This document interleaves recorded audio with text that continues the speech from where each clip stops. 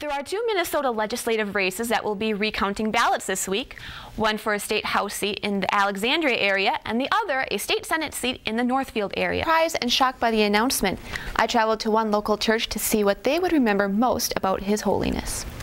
Unanimously rejected the latest contract offer. After a secret ballot vote on Wednesday, the musicians said that the proposal would greatly reduce their salary and benefits. The proposal would cut wages by 14%. Vikings juegan contra los Buccaneers de Tampa Bay. Los Vikings entran el juego 5-2 y son segundo en la NFC Norte atrás Chicago.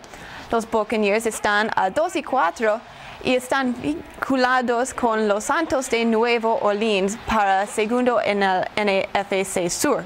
Los Vikings han ganado todo de sus 4 juegos en casa este año.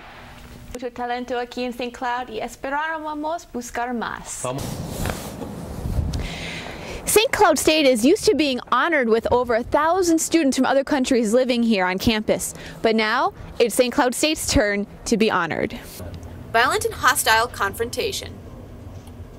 It's encouraged for the professors to have an open conversation with their classes, with their students about their concerns and about their fears and what their plan of action is. We always want people to have a plan of action.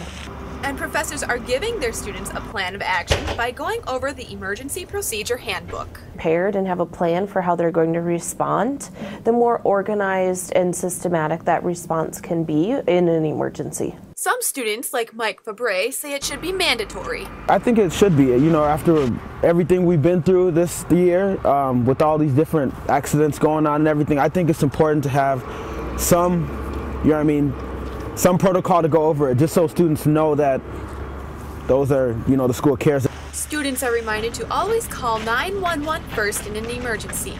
PC says that the announcement hasn't made a difference at all in the enrollment, but Cadet Kate Pesky says she sees windows opening for herself and others. Like, more women might be interested in it because there's more opportunities. I know I have a couple friends who are definitely interested in, you know, going into those fields that were originally not open to us. Lieutenant Colonel Daryl Bascom is pleased with the amount of women in the battalion that includes SCSU. 24% of the overall unit is female, which exceeds the Army average by 10%. Also says that new members are welcome and numbers have stayed the same despite the announcement from the Defense Department. What we're seeing is that we have a normal attrition and new enrollments each semester, and we've consistently been 121 people in the unit, and both last semester and this semester we've maintained the same averages. Just one day after Pope Benedict XVI announced that he would be stepping down from his holy duties. Father Anthony Ulrich says that Pope Benedict has many legacies, with one truly standing out to himself and the people of St. Cloud. The heart of our Christian faith is the encounter with Jesus Christ that leads to a relationship of friendship with Jesus Christ. And this perhaps is his great theme that Pope Benedict addressed, and that is the question of faith. In particular, how does faith relate to reason? According to Ulrich, the people of St. Cloud have another reason to remember Pope Benedict.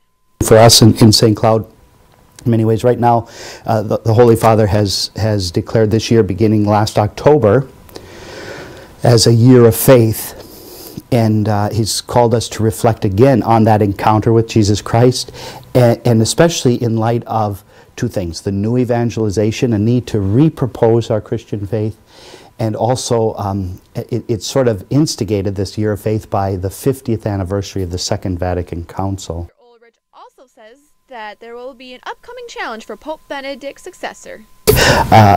One of the great challenges will be to communicate the gospel, the new evangelization again, to find a language in which to communicate the gospel anew, especially to younger people, to the younger generation.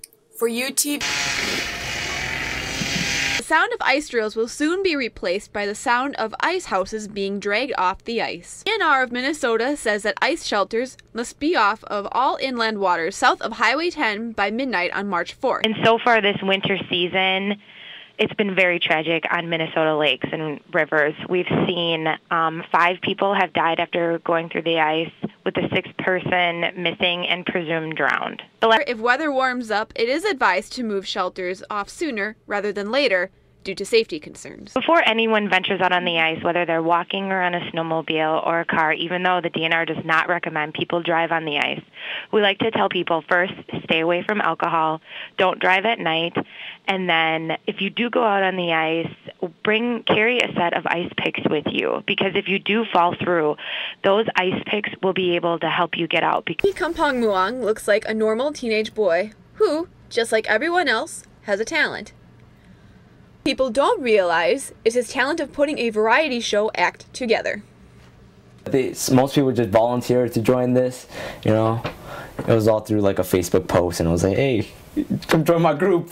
And to the men that I like their singing and like grab them and put into this little super group of men, and that was my a cappella group. If you guessed that an all-male a cappella group has fun, you're right.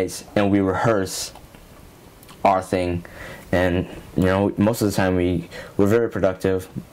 Then again, sometimes we're just very off topic. But putting on the act has also been difficult. That like I trusted earlier to like that they could do this, but then at this point I like kicked them out.